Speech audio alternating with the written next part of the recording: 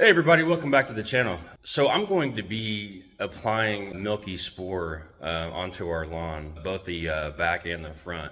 I did a video of this back in the early spring as well. We had a Japanese beetle larvae or grub infestation in our lawn, actually the prior summer going into fall, and it just devastated our yard.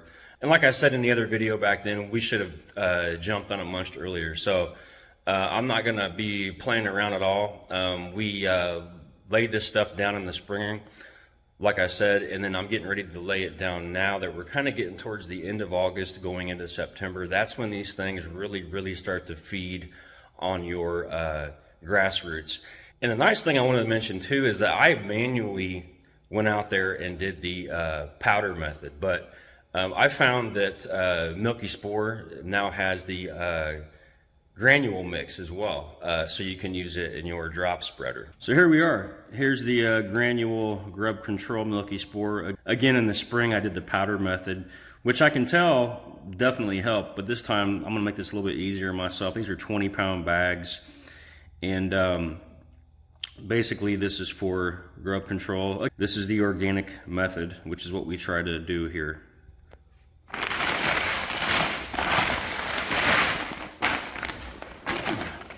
And I'm not sure if you guys can see this, but if you dig down in here in the back of the bag, as you can see up here, that's when they really start to come to the surface and feed, like that, you know, late August going into September and October. I would say probably middle of September is probably the worst for most people.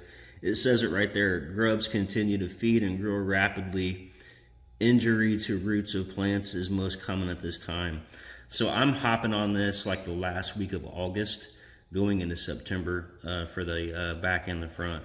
They also, for those of you that might be new to using a drops type of spreader, they even have the settings on here for you. If you have this certain brand of drop spreader, they give you the setting that would mostly work well with this level of granule.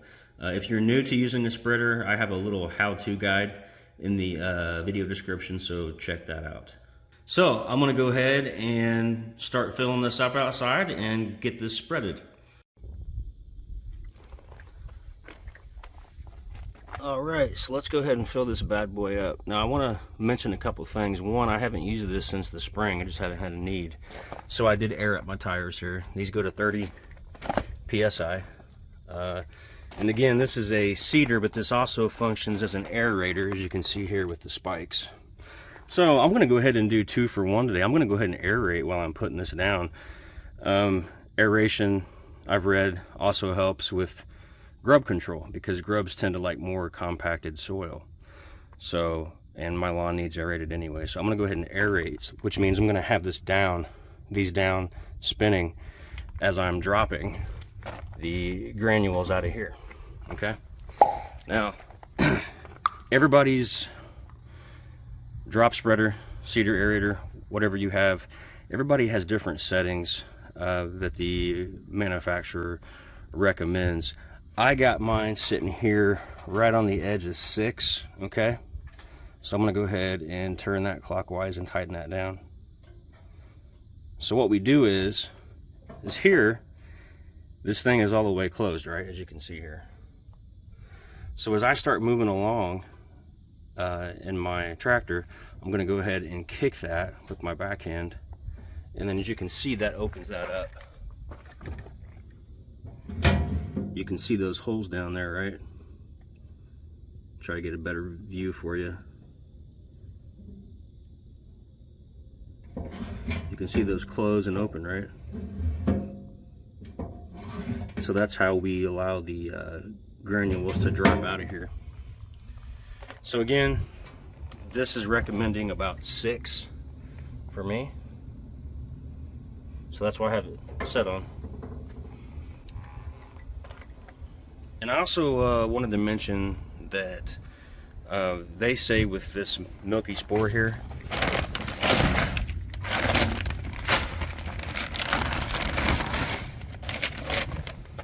I wanted to mention that with this Milky Spore, they say that if you lay this down spring, summer, and fall for 2 years straight, that in theory you could stop doing this for beyond a decade.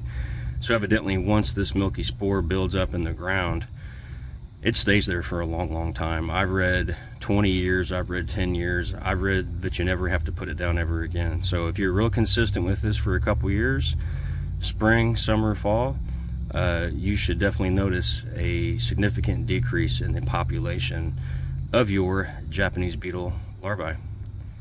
So I'm gonna go ahead and fill this up. All right, so here we are. I promise you this is not kitty litter. This is not cat litter. This is the actual granules. Kind of looks like cat litter a little bit though. So yeah, this is all the way full now. This is a 20-pound bag. Again, if I didn't say it before, it's supposed to a 20-pound bag is supposed to cover about 7,000 square feet. Again, that's all going to depend upon your drop spreader and the rate of speed that you're moving along in your tractor. So we're all hooked up here. This is just fastened by a cotter pin down here for those of you that are new to tow behind type of equipment. This is typical. Again, this will sit up in here, okay? And I'm already set on dial 6. And so as I start to move along, I'll actually kick this over, basically with like a backward hand motion. I'll basically reach behind, grab this, and then just kick it over while I'm moving on the tractor, and then that'll allow it to start to drop.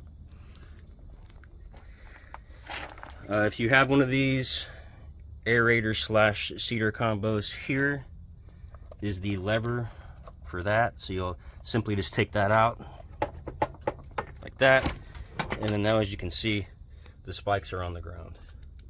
So again, I will be using this feature today as well.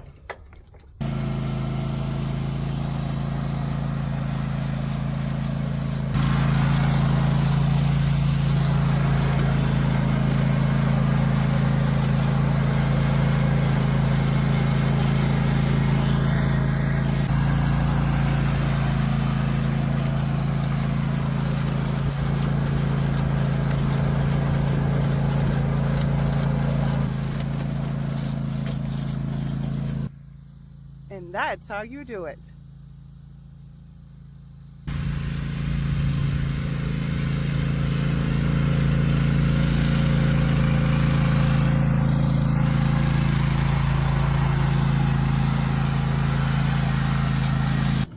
Oh wow, that was hot. It hit about 95 while I was out there.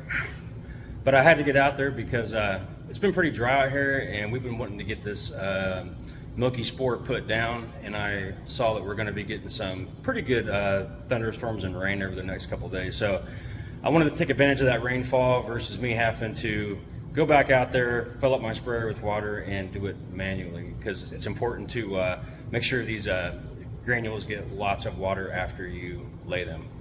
I wanted to mention a couple other things as well. I actually backed off on my drop spreader setting from around 6 to about 4.5 to 5.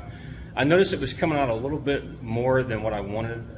This stuff is not cheap exactly, so I kind of backed it off to around 4.5 to 5, and I noticed that that gave me a little bit more drop area. Well, everybody, that's going to be it for today. Thanks again for tuning in to Escape from City Life. Thought you guys might enjoy this one. Again, Milky Spore is great for grub prevention. And another thing I wanted to mention too, it just isn't about having that, you know, golf course sort of lawn. It's also about protecting your garden as well, because, you know, where do you think these Japanese beetles are coming from half the time? They're in your ground. You know, they are grubs underneath your ground. So if you can prevent them from even getting established in the ground, then that's going to protect you on your garden as well. So until next week, we will talk to you guys soon. Thanks for tuning in.